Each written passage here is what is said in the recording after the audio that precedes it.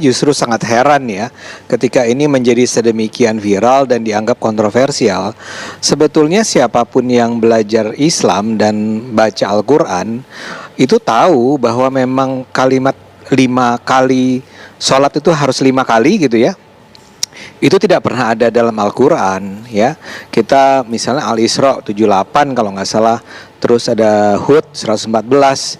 Itu adalah surat-surat yang selalu kita gunakan untuk merujuk tentang kewajiban sholat. Jadi sholatnya sih wajib yang saya katakan, tapi yang mengatakan 5 kali sehari itu tidak ada di dalam Al-Quran. Dan itu sudah saya pelajari sejak lama sih. Saya sih agak heran nih kenapa orang menjadi sedemikian ramai ya, seolah-olah, kecuali emang orang memotongnya menjadi saya mengatakan kewajiban sholat itu tidak ada dalam Al-Quran. Kalau kewajiban sholat jelas ada dalam Al-Quran.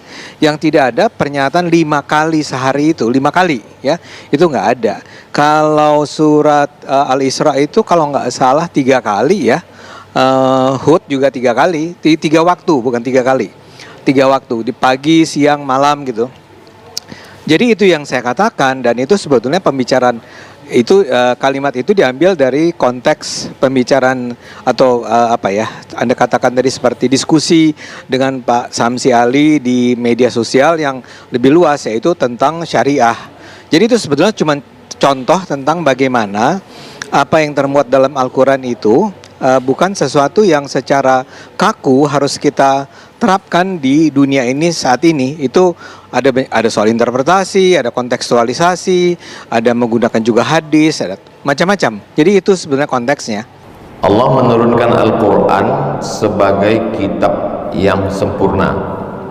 Dinyatakan dalam Al-Quran, ma farratna fil kitabi min syai', segala sesuatu sudah kami sebutkan dalam Al-Quran. Min syai', segala sesuatu. Lalu kemudian orang pun bertanya, kalau memang segala sesuatu disebutkan dalam Al-Quran secara sempurna, kenapa di dalam Quran tidak ada disebutkan sholat 5 waktu? Kenapa dalam Al-Quran tidak ada disebutkan nisab kambing 40 ekor? Kenapa dalam Quran tidak ada disebutkan nisab emas 85 gram zakatnya 2,5%? Kenapa di dalam Al-Quran tidak ada disebutkan tawaf 7 putaran dimulai dari Hajar Aswad?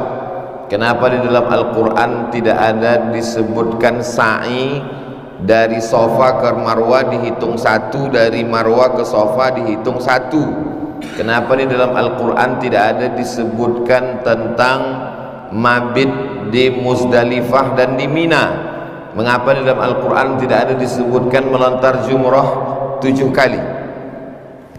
Makna ma farratna fil kitabi min syai', kami sebutkan dalam Al-Quran segala sesuatu, maksudnya secara global.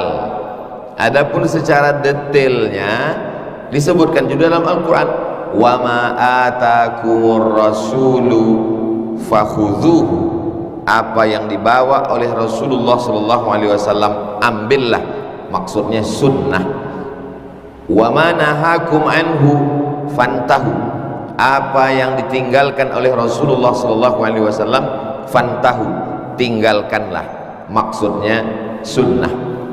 Wa anzalna ilaika dzikra, kami turunkan Al-Quran ini kepadamu ya Muhammad SAW, litubayyina linnas, supaya kau jelaskan isinya. Penjelasan dalam Al-Quran yang secara global itu, penjelasannya yang secara detail itu disebut dengan sunnah Rasulullah Sallallahu Alaihi Wasallam. Ambil contoh tentang sholat, Alif Lam Mim, dzalikal kitabu la raiba fihi hudan lil muttaqin alladzina yu'minuna bil ghaibi wa yuqimuna as-salata wa mimma razaqnahum yunfiqun. Al-Quran hanya menyebutkan alladzina yuqimuna as-salah. Dalam ayat lain wa aqimus salata.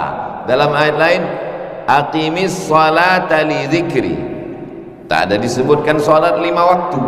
Lalu dari mana datang sholat subuh, zuhur, asar, maghrib, isya? Perbuatan yang dilakukan Nabi Shallallahu Alaihi Wasallam selama sepakat 10 tahun di kota Al-Madinah Al-Munawwarah, dilakukan oleh Nabi, dilihat oleh sahabat, dilakukan oleh sahabat, dilanjutkan oleh tabi'in, diteruskan tabi'in, sampailah kepada umat Islam hari ini secara mutawatir. Kalau dilakukan oleh satu orang namanya ahad, dilakukan oleh 2 orang namanya aziz, dilakukan oleh 3 orang namanya masyhur, dilakukan oleh 4 orang, 10 orang, 100 orang, 300 orang, yang orang-orang itu mustahil untuk berdusta, maka disebut dalam ilmu hadis dengan istilah mutawatir. Ma rawahu jam'un an jam'in, diriwayatkan oleh sekelompok orang, bukan 1, bukan 2, bukan 3, tapi sekelompok, artinya lebih dari 3, 4, 10, 30, 40, 300. Ma rawahu jam'un, diriwayatkan oleh sekelompok orang, an jam'in, dari sekelompok orang, yastahilu tawatuhum alal kadhib, yang mereka itu mustahil berdusta. Al-Quran menjelaskan secara umum, dijelaskan oleh perbuatan Nabi Muhammad sallallahu alaihi wasallam secara khusus, tapi Nabi pun tidak ada menyebutkan bahwa salat itu rukunnya 13. Salat rukunnya 13. Rukun yang pertama adalah niat. Rukun yang kedua adalah membaca Al-Fatihah. Nabi tidak ada jelaskan itu. Dalam Al-Quran tidak ada, dalam hadis Nabi pun tidak ada. Lalu ulama menyusun. Dari mana mereka menetapkan bahwa niat itu adalah rukun? Innamal a'malu binniyat wa innamal likulli imri'in ma nawa. Faman kanat hijratuhu ila Allah wa rasulih fahijratuhu ila Allah wa rasulih. Faman kanat hijratuhu ila dunya yusibuha aw imra'atin yankihuha fahijratuhu ila ma hajara ilaih. Siapa yang hijrahnya. Tapi hadis ini bukan tentang sholat. Hadis ini tentang niat hijrah.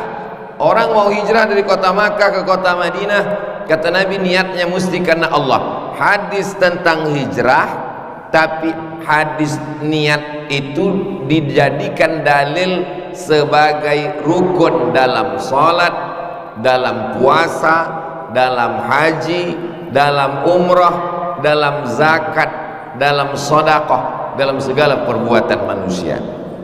Dari mana Al-Fatihah dijadikan sebagai rukun dalam salat? La salata liman lam yaqra bi Fatihatil Kitab. Tidak sah salat orang yang tidak membaca Al-Fatihah. Maka hadis ini dijadikan dasar bahwa Al-Fatihah adalah sebagai rukun salat. Saya mau urutkan lagi dari atas. Al-Quran menyebutkan secara global, secara umum, disebutkan secara detail dalam perbuatan Nabi, ucapan Nabi, ketetapan Nabi. Lebih detail lagi secara terperinci disebutkan oleh para ulama yang disebut dengan ulama mazhab. Muhammad bin Idris Asy-Syafi'i tahun 204 Hijrah.